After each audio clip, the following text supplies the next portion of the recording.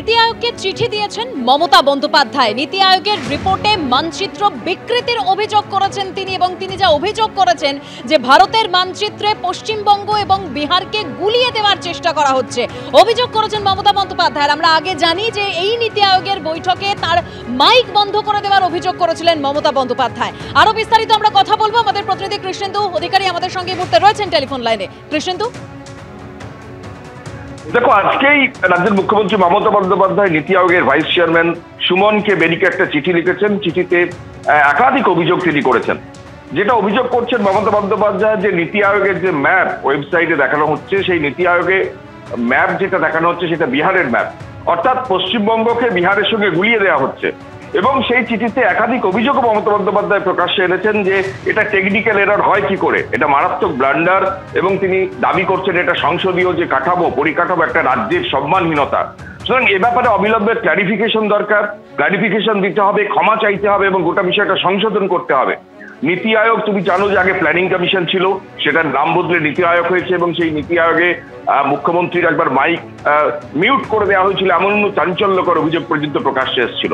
সেই নীতি আয়োগের ওয়েবসাইটে, অফিসিয়াল ওয়েবসাইটেই এবার ম্যাপে যে পশ্চিমবঙ্গের জায়গা দেখানো হয়েছে সেখানটা বিহারের ম্যাপ দেখানো হচ্ছে, এমনটা অভিযোগ উঠেছে।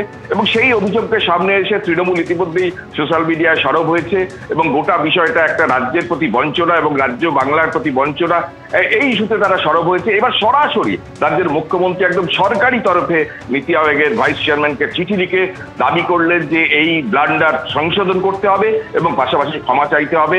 এটা রাজ্যের বা একটা আঞ্চলিক সরকারের প্রতি নীতি আয়োগের অপমান। ধন্যবাদ কৃষ্ণেন্দু।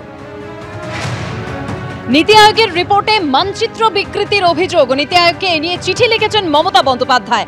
ভারতের মানচিত্রে পশ্চিমবঙ্গের সঙ্গে বিহারকে গুলিয়ে দেওয়ার চেষ্টা অভিযোগ করছেন মমতা বন্দ্যোপাধ্যায়।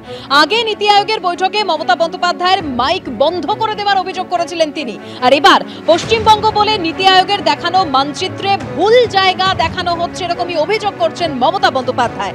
তার আরো অভিযোগ, এটা শুধু টেকনিক্যাল ভুল নয়, এতে রাজ্যের মর্যাদা ক্ষুণ্ণ হয়েছে।